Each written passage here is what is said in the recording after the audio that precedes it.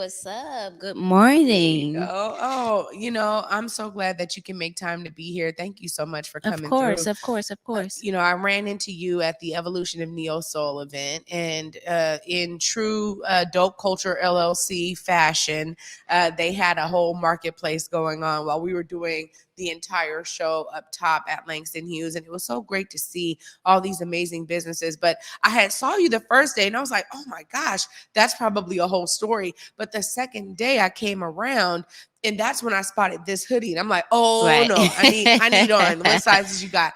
But I want to go from the beginning because Okay. I could hear you kind of sharing some of that story with some customers. hmm Tell us what got you into fashion and why the name the Baldie Brand. Okay. So, as a little girl, I've always worn different type of hairstyles, from a little girl to middle age to high school. Well, once I got in college, I guess mid early 2000s, I was wearing a lot of braids. I was wearing the ponytails. I was wearing the shave in the back, short at the top. So at one point, I decided to go ahead and just get locks, sister locks. The skinny ones, the ones that you have to intertwine with the tool at the top. So I decided to get those. And the way you have to start off, if you have to start off with your just natural twist hair, right? So I'm going through that process, rocking the short twist, loving it. My twist started to grow. So I said, okay, well, I'm just going to go ahead and pay the $400 for the locks. So I paid the locks. I'm wearing them maybe for about 2 or 3 years, right? So at this time, I'm young, I'm married, I'm in school, got a full-time job and everything. So as I'm going to the beauty shop, my loctician, she started noticing that my hair started thinning at the top. Well, at this time, she was like, don't worry about it, Tiff. It may just be stress, right? So when you get sister locks, you only go maybe once or twice a month to get locked, right? So I shortened that. Instead of going twice, I started just going one time. So I kept going back, and she was like, it's not getting any better. So my hair was steady thinning at the top, some on the little sides and some in the back. So I said, you know what? I'm going to go to the doctor. So I went to the doctor, explained to him what was going on, and my doctor said, well, let's do some blood work. So he said, normally when your hair thins, it could be your vitamin D level, it can be your blood, your whether or not you're anemic, it can be a number of things. So they tested me for lupus, vitamin D, and my iron. So thank God everything came back negative, but I did have low blood and I had low vitamin D. So he put me on a blue pill for maybe 3 months to get my vitamin D level up. And I also started taking more iron pills to get my blood level up because that affects everything, right? So I started taking these pills and I thought it would work, but the situation kept being the same. My hair was steady thinning. So at the time I was battling, I was going through it about it. I was crying, why me, but at the same time I was still wearing the locks. I was just camouflaging. I had a bald spot here that was thinning and then my edges and again, like I said, my back. So I would camouflage it. I would wear ponytails at the top or ponytails to the side with me some little bangs. I would camouflage everything. So at one point, my loctician, she said, okay, how about going to a dermatologist? So I went to a dermatologist. They put me on they tried the shots and they tried some type of steroid oil. That didn't work. So at the same time, again, I'm still losing my hair. So I actually just cut the locks off. I cut the locks off, but I was still able to wear. I still had hair, right? I just had patches everywhere. So I would wear braids and everything. And by that time, I moved from St. Louis to Dallas. Well, when I went to Dallas, I got into the police force, right? So it's hot in Dallas. So I'm wearing braids and I'm wearing wigs on the top of my braids. So I'm like, I can't keep doing this. It's too hot. I'm sweating. I just can't keep doing it. So somebody recommended a trichologist to me.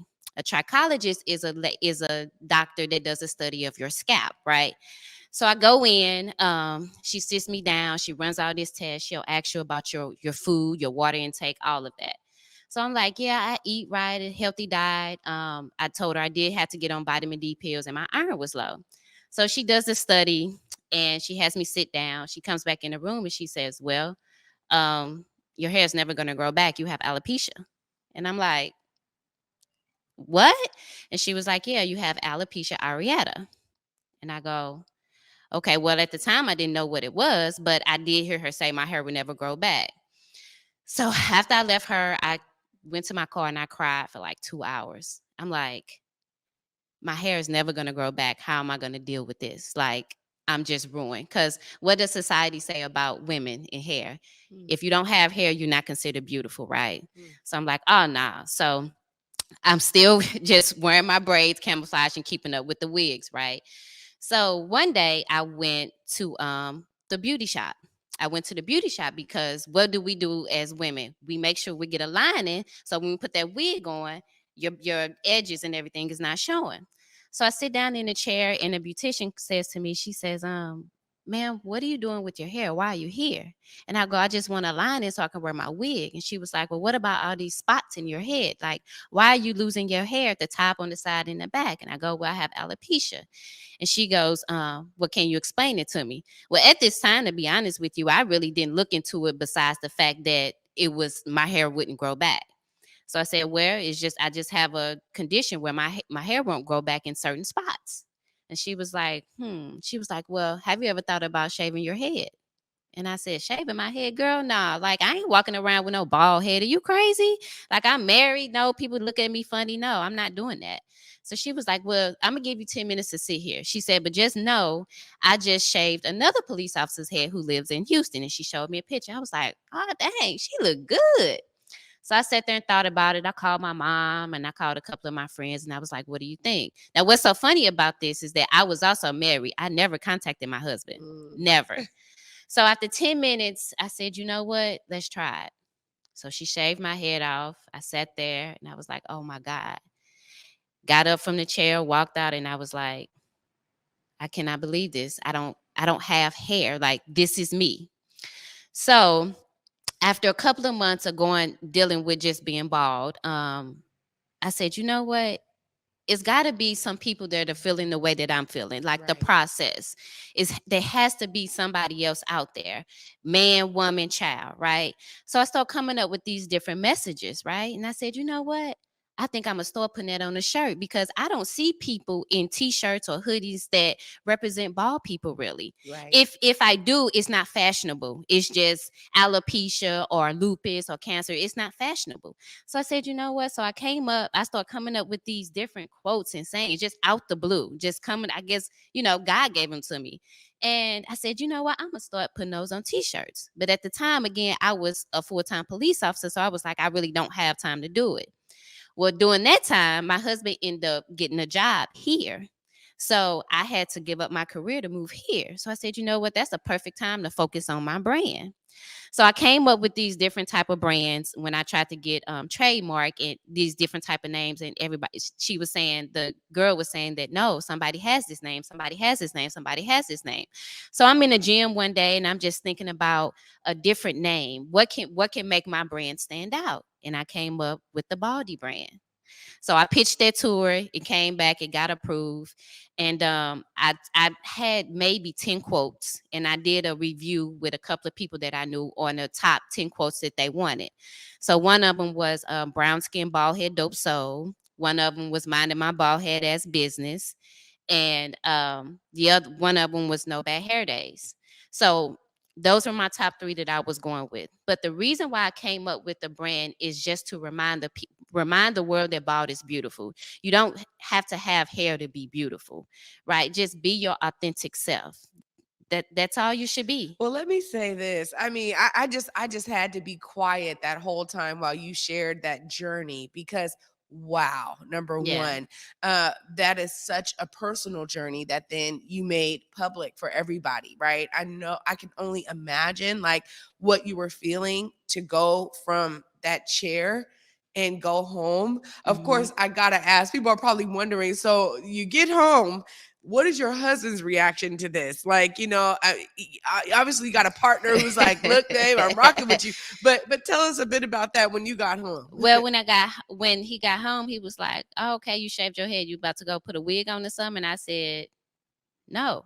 And he was like, "What you mean?" And I said, "No, I'm not putting a wig on." I said, "I'm tired of camouflaging the wigs. I have a peanut head, my head too small. I'm tired of not it fitting, it sliding to the side and to the left. I'm tired." And he was like, Okay, well, I support you, and you're beautiful still. Oh, see, So that's the kind yeah, of stuff right there. I think that people need to hear too, because we oftentimes give ourselves the apprehension, right? yeah, And we imagine the worst outcome, like, oh, how are people going to receive it? How are people, what are people going to think about? Like you said, oh, I'm married. I can't be. You know what I right, mean, right? right, And you're right in terms of the way Western culture and society has really permeated in our ideas that, the way that we wear our hair is such a part of our identity. And without it, what else? Like, but wait, that's my, that's something that's special to me.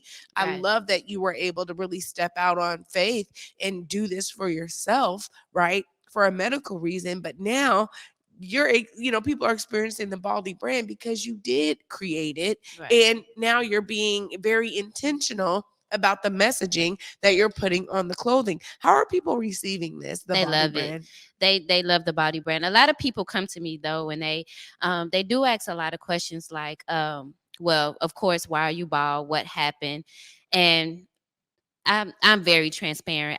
I just want people to feel good about themselves. So I share my story. My story is alopecia, but the Baldie Brand is for any person that is bald. It could be lupus, it could be cancer, it can be if you just like to wear your hair bald. It's up to you, but it's not just for alopecia. My brand is to make people feel good about being bald. And I also the last couple of months I've also implemented a new quote, love and embrace all that is you. Don't edit yourself for other people, because I do get a lot of women that come up to say, how do you do it? And I'm like, how do I do what? How do you be bald? Well, this is me. Is me. Is I can't be anything else. And whatever situation it is, I just have to live with it and try to embrace it the best that I can. Yeah, well, I think that that is so special about you having a brand and being out there at vendor events like that and really being able to connect with folks, right? Because there's something that I appreciate about vendor markets and really seeing products in my hand, in person. I can be online and try to shop for things, but I love being able to connect with the people. We struck up a great conversation that Yeah. day where I'm just like, yo, like, looking at all of your products, I'm like, I resonate with these messages, and I'm not bald, right? Right. And so you've also created something that everybody can really appreciate and enjoy. When you think about those who have been in your circle of influence, the ones that you called when you first found out about alopecia, and the ways that they are seeing your brand grow, explain to us how that's hitting them. Um, my support system is great. I mean, I just don't know what I'll do without them, because if I can't send them to people to review before I put them out, I'll just never know. But they've been great. They'll try to say, "Well, Tiff, you need to do this," or "Tiff, you need to do that." But they're amazing. My husband, my friends, my family, they're amazing, and they love the brand. They try to support and they try to get me out there, as Yeah. much as they can. Well, that's what I was going to ask too, because clearly, you're talking about moving here. Yes. How long ago was that you transitioned up here? And, finding you at that event was really special. But how are you getting plugged into the community here up in the Pacific Northwest to share the Baldy brand? Um, it's a little bit difficult, but that's why I get out and I do the vending markets. Like I said, I started originally. I'm from St. Louis. I moved to Dallas. I stayed from Dallas for 10 years, and then last March I actually moved to Seattle. So and then I launched in July. So I'm sometimes I kind of regret not starting in Dallas, because my career had me doing so many other things. But I'm kind of glad that I did start here as well. People are they're getting it. They're gravitating towards me and they're accepting it, and they do support me a lot. It just depends on what event it is, but I do get a lot of support out here. I'm glad that I started. Like I said, I just launched in last July, so it's still Yeah, developing. yeah, yeah. You're within that first Yeah, year. yeah, And next month will make a year of you being here. So that's a lot of yeah. transition in one In one swoop. swoop, yeah, But, good for you that you said, you know what, now's the time. And whatever brings people to open and create a brand, a business, something that we all can then participate in. I'm always like, kudos to you, because I know the hard work that yeah. it takes, especially at vendor markets. But you are here in the Pacific Northwest, and as you just saw with that segment before, we got to you before the Spokane. break, you know there is Black community here, and there is a lot of support for Black businesses. That is real, supporting vendors and local brands.